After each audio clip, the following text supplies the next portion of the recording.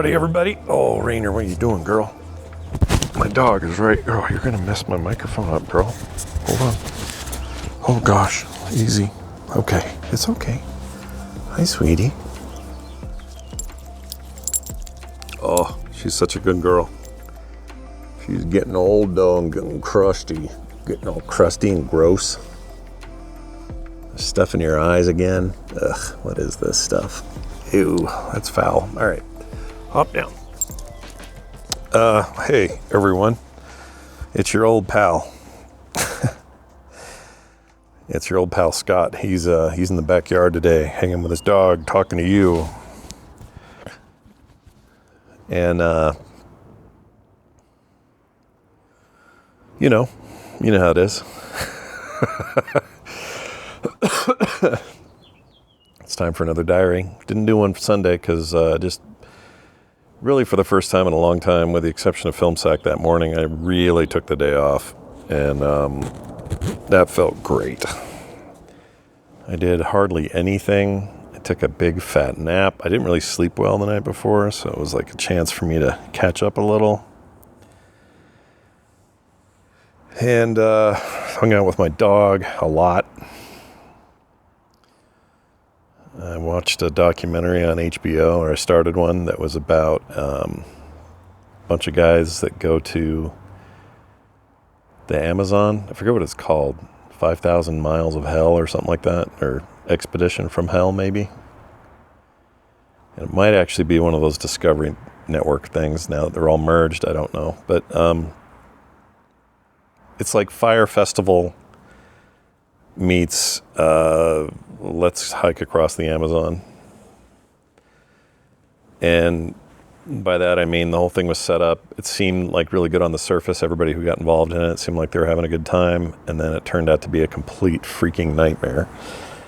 And even though the whole thing just kind of gives me anxiety because the stuff they went through, the things they go through in that show, I'm only 2 episodes in, but the kinds of snags they hit, the disgusting swamps they had to go through with terrible shoes, people getting dysentery, all this kind of thing was, it's my worst nightmare. It sounds so awful. I don't even like camping and like laying on the ground.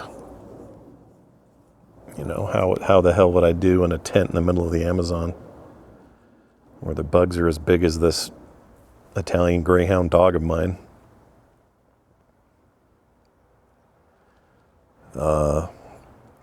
But then the guy leading the expedition, this is the whole problem with the whole thing, is a total psycho and just is not a good leader and is not a good person, really. And everybody else on that thing is just freaking, they just want to go, just want to get out of there. And these are like some hardened adventurists, people who've done much crazier things with, big climbs like Everest and, crazy river runs and stuff like that. Clearly not afraid of anything, but this guy is just a nightmare. So anyway, I'm sort of hate watching it. You ever do that? You have a thing you just, while you're watching it, it's not good. It's not good for you. It's not good for the people involved. I wouldn't call it, it's not like reality TV in a typical way. It's a documentary. It's more documentary style, and they're much more authentic about it, but it's about this thing. It's like Fire Festival. It's just about this thing that was such a freaking joke. And the more it fell apart, the more the documentary had to talk. Weren't there like 2 documentaries about that? Netflix had one and Hulu had one. If I remember right, the direction was a little bit different. The Hulu documentary was more like, I don't remember now. Was it more interviews? It feels like it was more interviews, and then the Netflix documentary was more on the ground, like filming of the thing that was happening. And the Hulu one was more like reaction. I don't know. I don't remember. I watched them both. Together, they kind of made one big complete picture, and man, what a nightmare that thing turned out to be. And they want you to feel bad, or you're watching it, and they want you to feel bad for the influencers, like the Instagram people that were there. But I never could give a poo. And it's not just because, I know the stereotype is just to hate on that, but they were just so annoying. And so, what's the word I'm looking for? I mean, I don't know. What is the word I'm looking for? There's a certain vibe. Oh, excuse me. With today's influencer culture. What am I trying to say? What's the word? There's a word. When people expect things for themselves, or they expect more than regular people. What is that called? Oh, man, you guys are probably yelling at me right now. We're gonna figure this out. We're gonna push this through. Hold on. What do you call it when somebody thinks they're entitled? Oh my gosh, entitled. I knew it would come to me. You know what I had to do? I had to look at these tomatoes my wife is growing, and it made me think of it. Which is a little bit weird that would happen, right? You shouldn't be able to look at a flower or a plant and go, oh yeah, here's that other thing I was thinking of. Rainer, what are you doing, babe? Come here. Are you okay? It's okay, sweetie. It's the time of day they usually nap, the dogs, but she's out here hanging with me, huh? Talked to Kim last night. They went and saw Nate Bargatze or Bargatze, however you say it, at the, what's the name of the thing called? Biloxi something dome, or Biloxi Crimson Hole, or it's some Biloxi venue. It's a stadium down there. I don't know the name of it, but she said it was really good, really funny. He seems to be having a moment. I like him. His Prime special is one of the best comedy specials I've ever seen. And I'll say this, I like all kinds of comedy. I like all kinds of stand-up. But there's something about the Brian Regans, the Jim Gaffigans, the Nate Bargatzes of the world, where they work completely clean. And I think that's really hard. I think that pulling that off and being consistent and having new material and all of that, I think that's actually a really hard art form to do.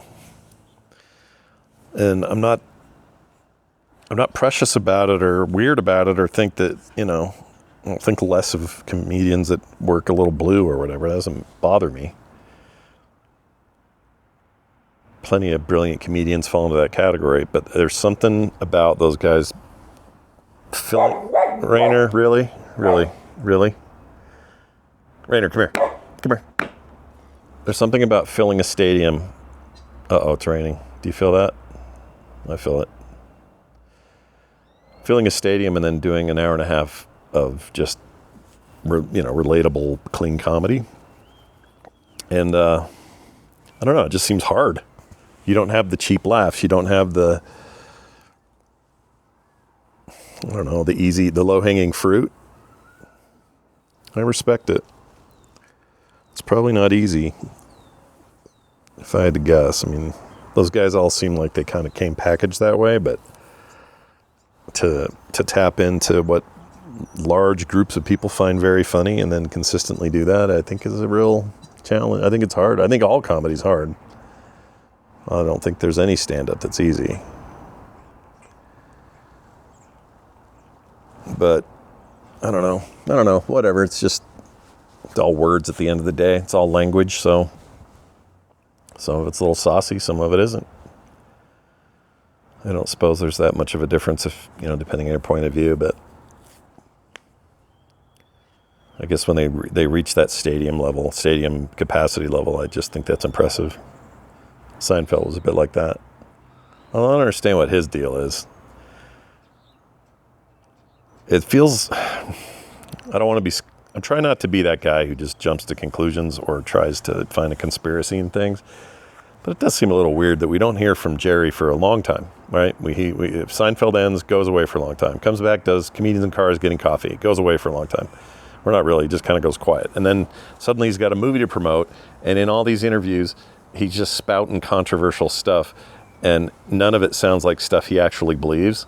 or aligns with anything I've ever heard him say prior to now. I don't know the man personally. I'm a big Seinfeld, the show fan. I don't understand. It's like he's pushing 70. If I were Jerry Seinfeld, I would be like, I've got $1 billion or more, whatever he is. The most successful sitcom in the history of the medium. He is not want for anything. He has a wife, he has kids. Let's forget that in his 30s he was dating a 17-year-old. Let's try to forget that for a minute, just for a minute.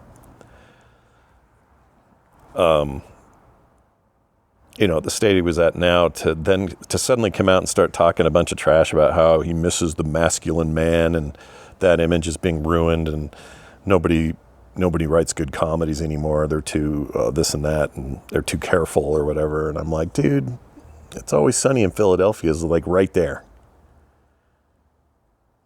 And it's been running for a long time. I don't know if you've seen that show, but if you're worried that comedy in television is being watered down, I don't think you're watching a lot of comedy.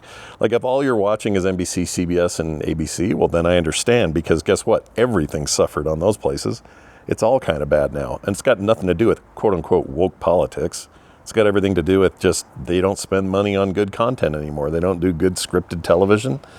It's mostly reality TV. The scripted stuff they do succeed with is like paint by numbers procedurals and crime dramas that are all kind of the same, that aim for the exact same audience. And the interesting, edgy, controversial, push the envelope stuff is on streaming services and elsewhere. Like, I can't help it if he hasn't kept up with it.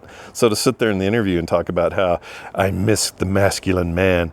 Dude, have you watched your material? Have you seen 9 seasons of Seinfeld? Have we seen your stand-up before that? Have we seen you on Comedians in Cars? Just because you like a bunch of cars and can afford to have them in a garage, does that mean that you're a manly man? He practically made a career on being a little bit of a weenie, right? So I don't understand it. It's got to be, so this is where I get to the conspiracy end of it. It's got to be because he's feeling like, well, I got to stay relevant. How do I do that? Well, the way it works these days, you have to say controversial stuff. It's not enough just to be famous or to have a history that people are familiar with. You have to be able to shake it up, upset people, get everyone yelling about you on social media. That's how you stay relevant. It really feels like somebody whispered that in his ear and he bought into it. And I see this from a lot of people, And sometimes it's because they're mad or they have grievances, like their fame waned. Not him, but like, let me put it this way. There's a reason that Scott Baio and Kevin Sorbo and that ilk are the way they are. They got nothing else. Like they're not. It's not like their careers aren't booming. They want you to think that it's their beliefs and their political stances that mean that's the reason they don't get work in Hollywood anymore. You just pay attention to the timing. They started acting. They fell off the radar completely. Then started talking like this, then said that was why they didn't get work. They were already not getting work. They were relying on this it's a grift, man. You can see it. Then they get asked to come speak at events where it's, heavily slanted their direction. That's not where they want to be. They want to be making TV and movies. I mean, what's the last thing Scott Baio did of any note? Stunt casting on Arrested Development. A chance for him to come back and, ironically be on a thing that Ron Howard narrated. And admittedly, it was a really good gig. It was a good bit. Blah, blah, blah, or whatever it was called. That was really funny. And then nothing. And then he got weird. And now you hear about him, but you don't hear about him in the context of the career he had. You don't hear about that with just about anybody that's in this boat. Kevin Sorbo, we quit He quit being on stuff 20 years ago. And now he's all, oh, Hollywood, they're keeping me down. It's because of my beliefs. They won't hire. Bull crap. Bull crap. What are they going to put you in, dude? What awesome role is just sitting there waiting to be filled by the brilliance of Kevin Sorbo's acting? I mean, no offense, just acknowledge who you are. This would be like me acting like it's a grievance or somebody has wronged me because I don't get Joe Rogan numbers. That isn't how this stuff works, man. You get what you get, I get what I get. That's what we get.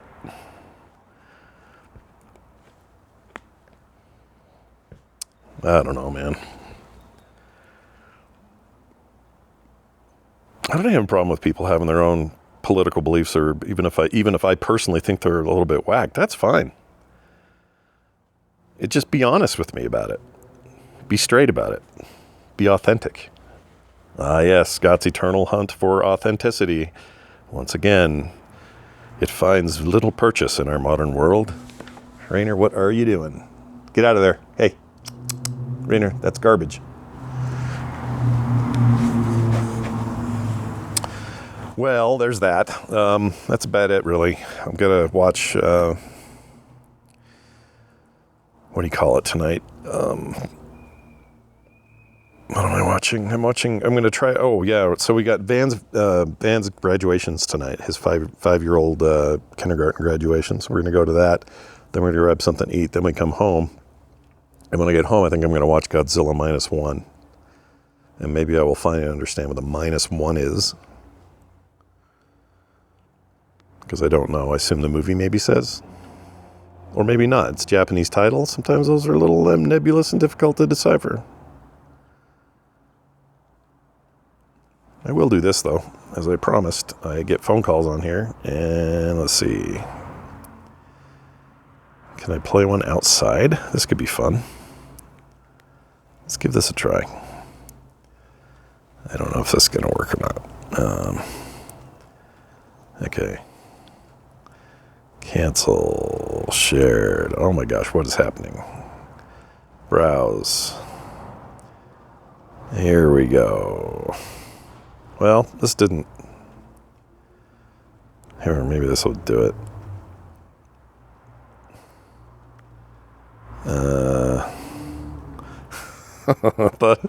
I thought this might be simple. You know what it is? It's the opposite of that. It's pretty hard. Oh, is this it? Yeah, this is it. Okay.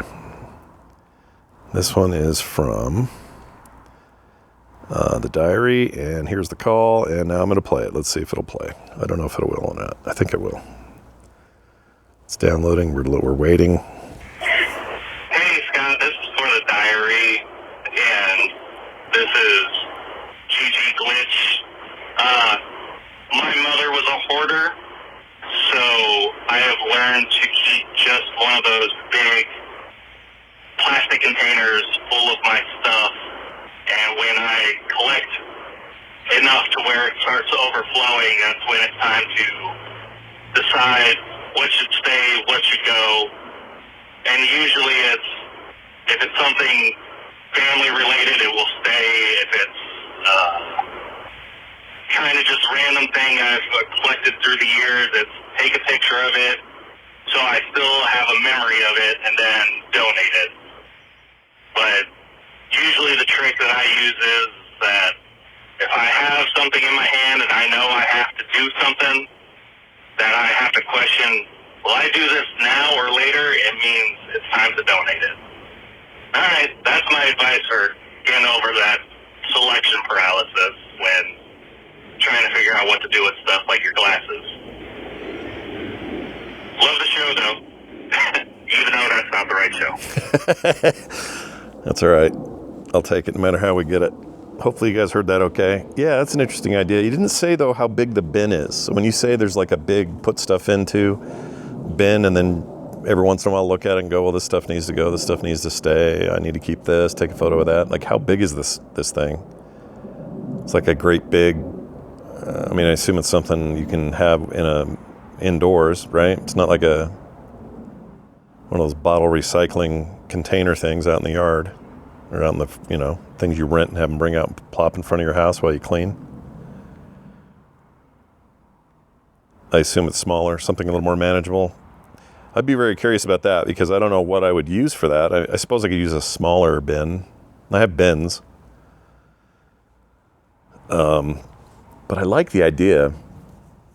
I like the idea of that. Also, it keeps more of your stuff in one place and less scattered around. Like today, I had this microphone that I'm talking into right now, this lavalier. I'd forgotten that I put it in a pair of jeans that were now in the laundry. And I had to go hunt it down in the dirty clothes, like fish it out and find it. And I was lucky I found it before we washed it because I don't think it would have made it. But I do have a tendency to leave stuff in various places, sometimes really stupid. Like nobody should leave a thing like that where I leave it. So I got stuff upstairs, downstairs, bedroom, bathroom. My glasses are always getting put somewhere. I forget where I put them. Just want to get better at that stuff. I just feel like life is less crazy and annoying when you can kind of have a handle on even that as a small thing. Like, I know where everything is right now. Therefore, I don't have to worry about it. So I'm trying to do better at that. Thank you for the advice, and thank you for the call. Keep them coming in, everybody. 801-471-0462. That'll do it for today's diary. If you'd rather... Oh, shit.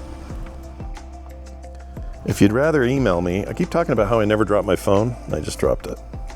I'm also between cases. That's dangerous.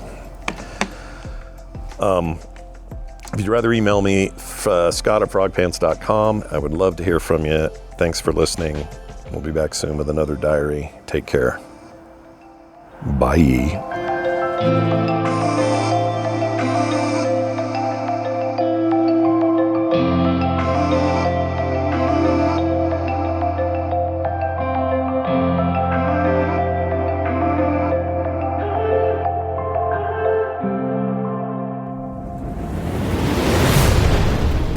This show is part of the Frog Pants Network. Yes. Get more at frogpants.com.